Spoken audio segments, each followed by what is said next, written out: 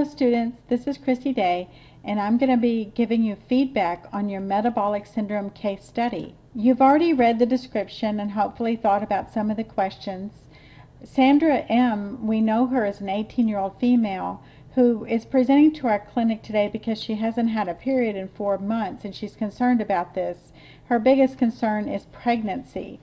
And as you've talked to her, you've done your ROS, and you know that everything is negative on her except for concerns about some recurrence of acne on her face that's concerning her. She does have a family history of type 2 diabetes and also of hyperlipidemia and hypertension. What are Sandra's risk factors for type 2 diabetes? When do we screen a patient for diabetes? Screening for diabetes in asymptomatic adults usually begins at the age of 45, and screening can occur by doing a fasting plasma glucose, an oral glucose tolerance test, or a hemoglobin A1C. We can begin testing those at a younger age if they have risk factors for diabetes.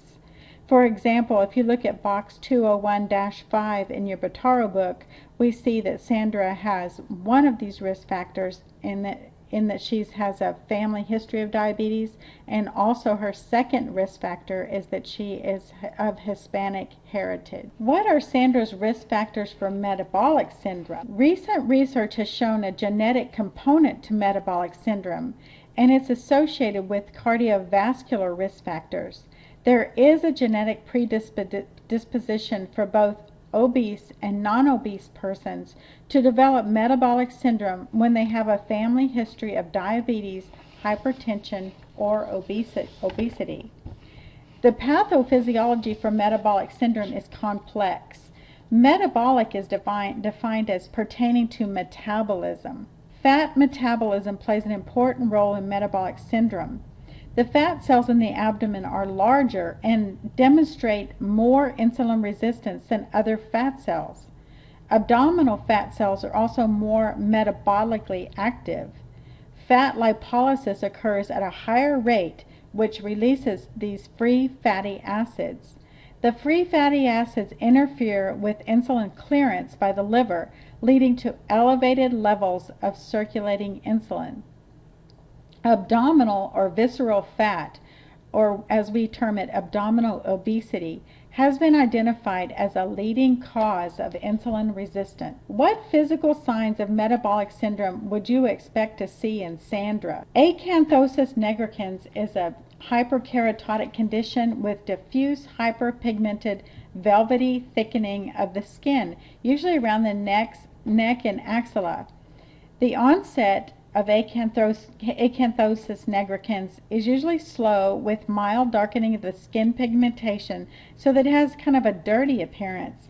Later on, the skin becomes thicker, more velvety, and the line is more visible. We also may see skin tags in conjunction with acanthosis nigricans as a sign of metabolic syndrome and insulin resistance. Would you consider PCOS in your list of differential diagnoses? I think we probably would. What laboratory testing would you order to assess for insulin resistance? A practical way of assessing for insulin resistance in the primary care setting is with laboratory testing for fasting plasma insulin concentrations. When a patient has high plasma insulin values and normal glucose levels, this is suggestive of insulin resistance. Think of it this way, the body is trying to overcome that resistance by producing more insulin. So by producing more insulin, they're kind of shoving that glucose from the blood into the cells. So the glucose stays normal for long periods of time while the insulin levels are rising. That's why people get this false sense of, I'm okay, I don't have diabetes. But for quite a few years, they say up to 10 years, you can have elevated insulin levels and still have normal glucose, fasting glucose. The laboratory testing for fasting plasma or insulin concentration is somewhat limited because the testing technique is not standardized across laboratories. Question 5. What health screenings would you order for Sandra? The patient who has the physical signs of metabolic syndrome should be screened annually for hyperglycemia. Hyperglycemia can be assessed with a BMP or CMP, or just a fasting glucose. Glucose intolerance can be assessed by a glucose challenge testing, the OGTT, the oral glucose testing. And type 2 diabetes can be screened by drawing an hemoglobin A1C. We know that a diagnosis of type 2 diabetes can be based on all three of these laboratory values and various combinations. A patient with a diagnosis of metabolic syndrome should also be screened for cardiovascular and renal complications of metabolic syndrome by ordering serum lipids, a CRP, and a urinalysis. Okay, we have a little more objective data here. We see the total cholesterol is high, the HDL is low. I always remember HDL is high density lipoprotein, and it should be high, and low density lipoprotein should be low. In her case, they're high. The triglycerides are also high. Fasting insulin is elevated, it's over 10, but her hemoglobin A1C is 6.2. Does she have diabetes? Her fasting glucose is 92, and her estimated GFR is 90. Urine microalbumin is negative, and her pregnancy test is also negative, and then her TSH is normal. And I always say that this is the one, the TSH measures for hypothyroidism, and that's the one thing my patients always want, is they want to have hypothyroidism so they can take that pill that will help them lose weight. She doesn't have hypothyroidism. Her physical exam is negative except for abdominal obesity. She has 27 skin tags to her neck and chest area, and she has mild acne to her forehead and cheek. Does Sandra have diabetes? What diagnostic criteria did you use to rule in or rule out this diagnosis?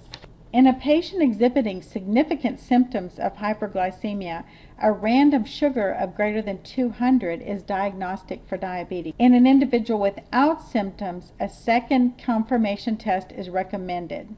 An A1C of greater than 6.5 is also diagnostic for diabetes. A fasting plasma glucose of greater than 126 or a 2-hour plasma glucose level greater than 200 during an oral glucose tolerance test fulfill the diagnostic criteria for diabetes. Does Sandra have metabolic syndrome? What are the diagnostic criteria for this? I would say that yes, Sandra does have metabolic syndrome. The criteria is an elevated waist circumference, and there's a table 210-2 gives you specifics on that. Elevated triglyceride levels greater than 150, yes, she has that. Reduced HDL less than 40, yes, she has that. Elevated blood pressure greater than 130, yes, she has that. And her fasting plasma glucose is normal. So she does meet the criteria for metabolic syndrome. What pharmacological interventions would you recommend and discuss with Sandra to treat her metabolic syndrome? Now remember that there's no drugs that have been approved by the FDA for treatment of metabolic syndrome. The best strategy is to intervene for the individual patient cardiovascular risk factors that are associated with metabolic syndrome. Pharmacological therapy may include antihypertensives, which ACEs are the ones that are recommended, a statin, fibric acid derivatives, aspirin, metformin, and weight loss medications. These are all options to talk to Sandra about and make a decision about. Blood pressure goals for metabolic syndrome and diabetes are now less than 140/90. It used to be less than 130, but now they're finding in the new ADA guidelines for 2013, they have changed it to less than 140/90 because those low blood pressures have not resulted in any improved outcomes for patients. So they've raised them a little bit. ACE inhibitors have been shown to increase insulin sensitivity, and that's why that is the recommended one for hypertension.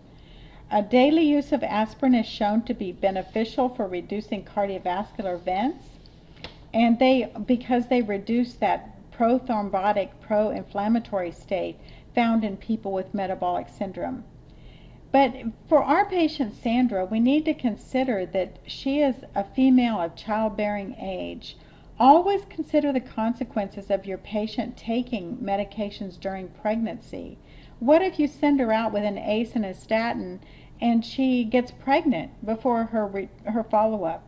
So I would definitely, myself, it's a clinical judgment, I would definitely start her on metformin and lifestyle modifications. And then we can have a discussion about any further medications. Question 9, which pharmacological interventions would you recommend for Sandra? Lifestyle modifications in metabolic syndrome and insulin resistance include changes to diet and exercise. Because many people diagnosed with metabolic syndrome are overweight and obese, dietary recommendations should focus on weight loss if indicated. The benefits of weight loss will help to mitigate the cardiovascular risk factors by lowering serum cholesterol and triglycerides, raising the HDL, lowering the blood pressure and glucose. Helping patients to set weight loss goals improves the chances of their meeting their goals.